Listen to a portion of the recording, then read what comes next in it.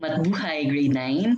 For today's e-lecture, pagpapatuloy natin ang discussion sa Module 3 which is all about joint and combined variation. So kahapon, if napanood niyo na sa inyong mga group chats at sa ating Facebook page, ay nag-upload ako ng discussion about joint variation. So I hope that at this point, napanood niyo na yon, and what we're going to do is we're going to continue our topic for Module 3.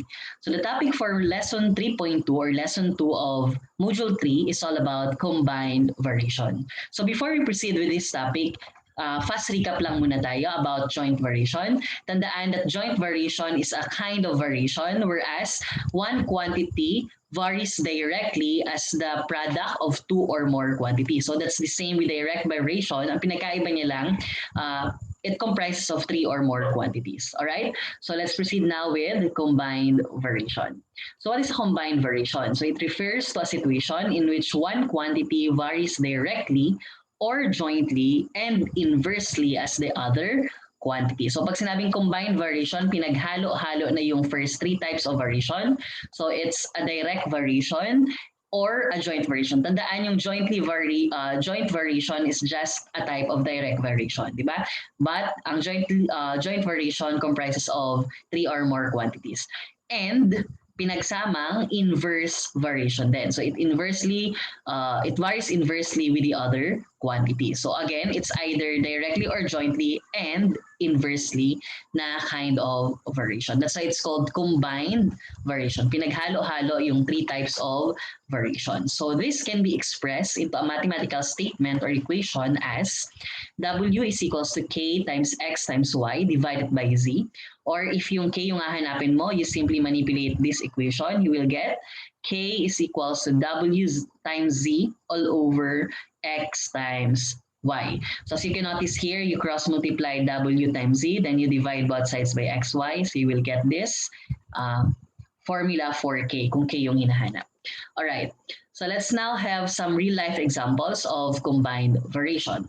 So a good example of this will be the minute it takes to solve a problem. So halimbawa, we have given a set of problem. So yung oras na makukonsumo sa pag-solve ng problem varies directly as the number of problems. So of course, kapag mas marami yung problems na pinapasagutan, mas mahaba yung oras na makukonsumo sa pagsagot nito. Tama ba? On the other hand, it varies inversely with the number of persons. Kapag mas marami yung number of persons na nagsosolve ng problem, mas kaunti yung oras or minutes na makukonsume sa pag-solve ng given problem.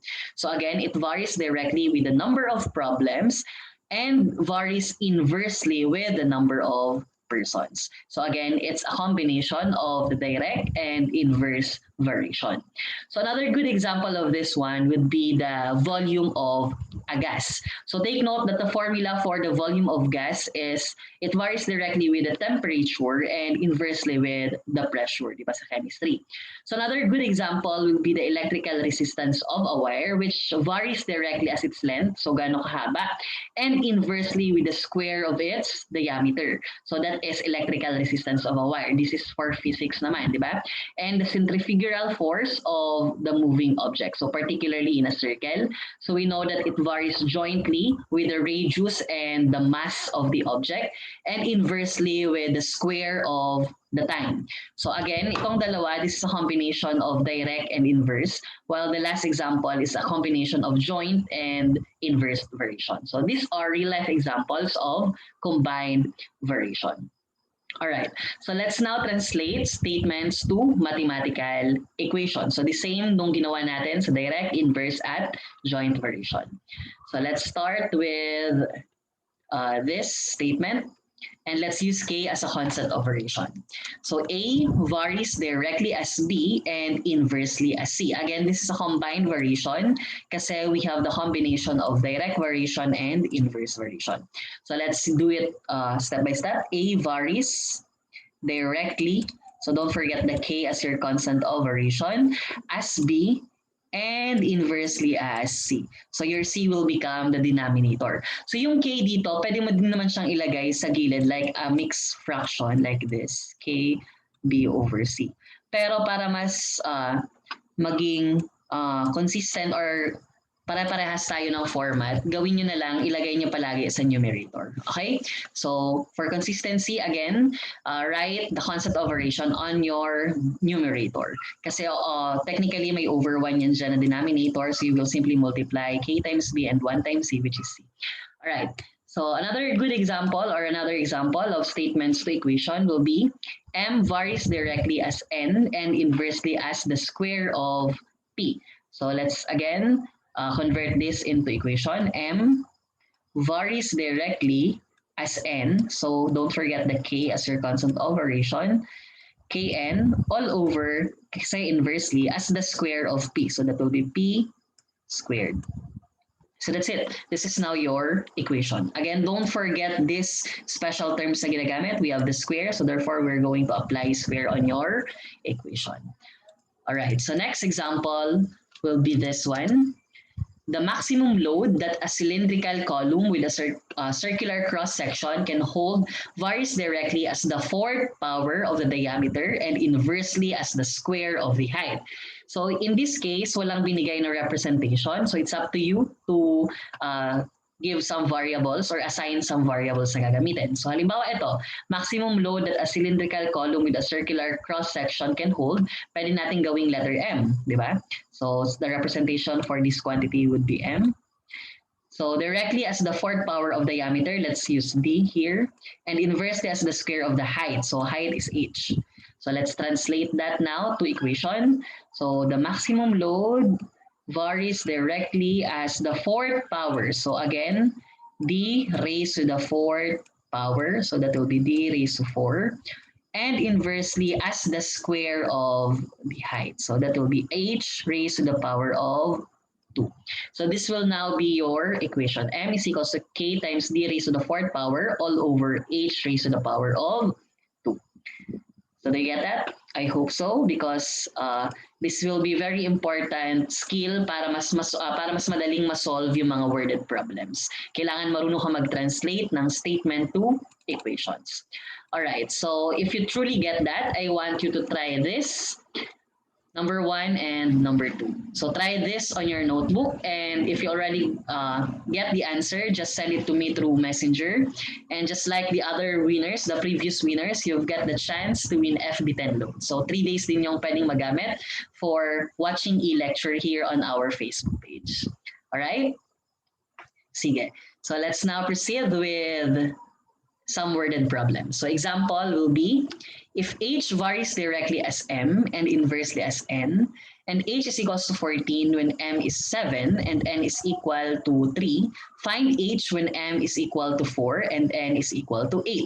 So let's use here some whiteboard, right? Ito. So let's start with the given. So sabi dito, h varies directly as m and inversely as n. So convert natin yung statement to equation. So h varies directly as m. So don't forget the k, m, and inversely as n. Yan. So combined variation kasi combination of direct and inverse. So now we're going to substitute the given. H is 14. Then your k is still unknown. Hindi mo pa alam yung k. So ito yung hahanapin natin. Your m is 7 and your n is 3. So yung iba, as I check your activity sheet, minsan kapag ganito, nahihirapan na kung ano yung sunod na operation na gagamitin. Don't forget to use here cross multiplication. So you can cross multiply. 14 times 3 is 42. Alright, 42. Equals to K7. So copy mo lang to, or pwede mo siyang gawing 7K. Okay, nasa unahan yung numerical coefficient. Then, to find the value of K, simply multiply both sides by 1 over 7 or divide both sides by 7. Okay, by multiplication property of equality, multiply by 1 over 7. So divide mo na to. This will now become K is equals to 6. Here we go. So you have now the value of K. Pero hindi ito yung tinatanong. Ang tinatanong is to find H when M is 4 and N is equal to 8. So the same, use the value of K to get the equation of the relation, which is 6. Again, yung K dito, isa-substitute mo lang with 6. Then M, copy M, over N. This is now the equation of the relation. But, ang hinahanap again is H, so substitute mo yung value ng M, which is 4 here, given siya. Again, I hope naiintindihan kung paano mag-substitute ganito. Then n is 8, so you need to substitute again the denominator with 8. Then multiply. 6 times 4 is equals to 24. Then copy 8, divide it by 8. So 24 divided by 8 is, very good, that will be 3. All right, so therefore, the value of h when m is 4 and n is equal to 8 is 3. Do you get that? Sige. So kung medyo nahihirapan, you can rewatch this. Ulit-ulitin mo lang, i-replay ng i-replay hanggang maintindihan. So if you have further questions, you can send me a message through my messenger account. All right? Sige. So another example will be this one. Z varies jointly as y and w and inversely as the square of x. If z is 189, y is 28, w is 16, and x is 8, find the following. All right. So convert muna natin tong given statement to equation. Z varies jointly, so K, then jointly, ibig sabihin it comprises of two or more quantities. So gagawin natin Y times W. Alright. So pwede naman siyang magkapalit, W times Y, that's the same. All over, inversely as the square of X. Don't forget that square. That's it, square of X. Now, if Z is 189, so we need to substitute here, the Z is 189. And your K is still unknown, hindi pa natin alam yung value ng K. Y is 28 given. Again, saan ko ito pinagkukuha? Nandito siya, di ba? Y is 28. W is 16, so you need to substitute again here. Yung W dito, gagawin mong 16. Then your X will be 8. And don't forget the squared. All right. So simplify this equation. So you will get 189. Then 28 multiplied by 16. You can use your calculator, or if you don't have any calculator, you can solve it manually. So that will become 448, then K. All right. So pwede naman K 448. Pero pag equation kasi nauuna yung numerical, di ba? All over 64. Sige. So 189 multiplied by 64 will be 12,000. Again, cross multiply ko lang to ha. Cross multiply. So that will become 12,096. Alright. Equals, so mawawala na to, 448K na lang. So to find the value of K, ano gagawin? You can use multiplication property of equality, multiply both sides by 1 over 448, or simply divide by, anong katabi ng K? 448. Alright. 448. So medyo hindi nakasya ata dito sa whiteboard. Sige, basta 448 yan. So you divide 12,096 divided by 448 to get the value of your K. So the answer will be K is equals to, again, your K is equals to 27. That's good. Alright, so again, this is the value of your K. Saan ko to kinuha? Dinivide ko lang yung 12,096 divided by 448. But hindi, isa pa lang to sa mga solution na pinapahanap. That is the constant of variation. Next, what is the variation equation or the equation of the relation? So substitute mo lang yung value ng K sa given kaninang equation. So you will get Z is equals to, your K is 27, then copy y w over x squared. That's it. This is now your equation. So that's the second solution to the given problem. Then the third solution should be this. The value of z when y is 24, w is 4, and x is 6. You need to substitute these values to this variable. So you will get 27, your y is 24, your w is 4, and your x is 6. And don't forget the squared. It means, again, yung iba namamali pag squared, it means 6 times 6, not 6 times 2. This is an exponent. It means it multiply, how many times a number should be multiplied to itself. So you will now get, again, you can use your calculator, 27 times 24 times 4 is 2,592. Then 6 squared will be 36. So divide 2,592 divided by 36. The answer will be 72. All right. So you can check it on your keto correction sa module, di ba? So you will notice that this will be the answers. K is 27, this is your equation, and this is your value of Z. All right, so this is the complete solution for that. Okay, last example for combined version. Let's use this worded problem. The electrical resistance of a wire varies directly as its length and inversely as the square of its diameter. A wire with a length of 200 inches and a diameter of 1/4 of an inch has a resistance of 20 ohms. Find the electrical resistance in a 500-inch wire with the same diameter. So at first glance, di ba, parang ang hirap ng problem kasi sobrang wordy niya. But what you need to do is just to analyze the problem and answer it step by step. Okay? So let's start with converting this statement to mathematical equation. So electrical resistance, walang given representation. So pwede kang gumamit ng variables like R. Diba? Resistance is R. Varies directly as its length. Let's use L. And inversely as the square of its diameter. So diameter is D. So these are the representations that I will use. So it's up to you kung anong gagamitin mong variable. So you will write that as equation R varies directly as its length. Don't forget the K, L, and inversely as the square of the diameter. So you will write D raised to the power of 2, that's square.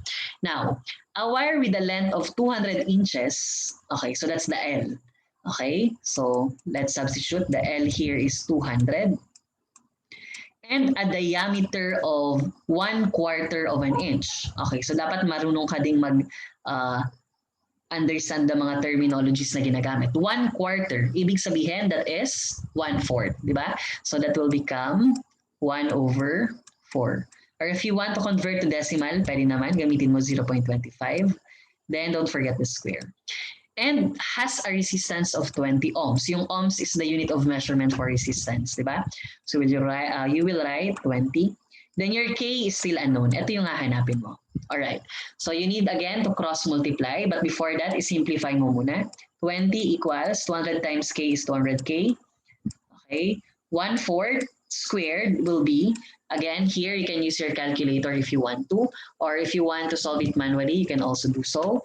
So using the squared here, you will get 1/16.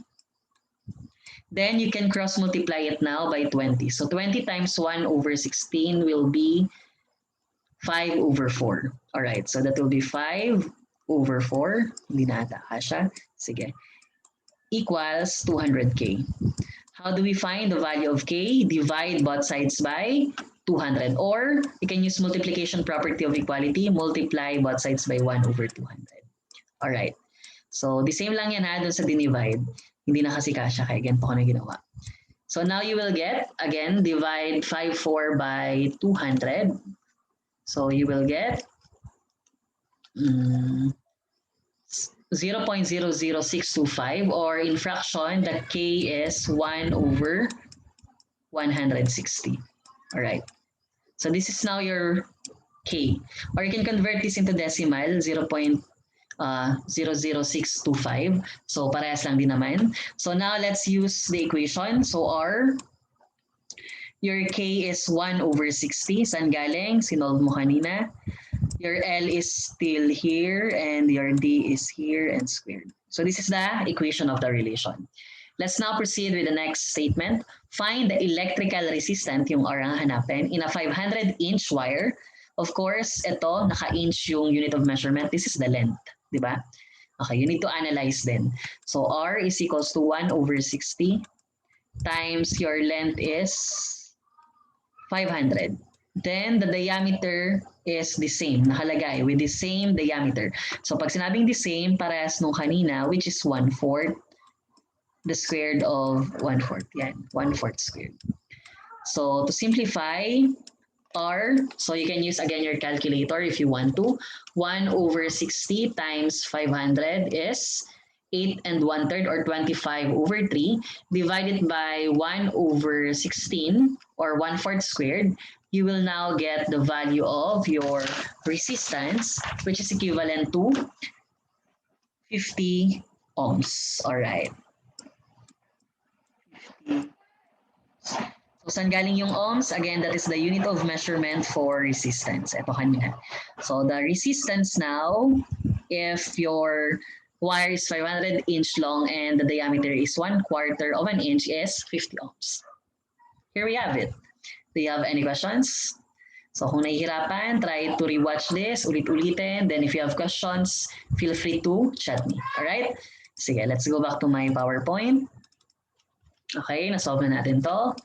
So we also solve the other example and this one. Here we go.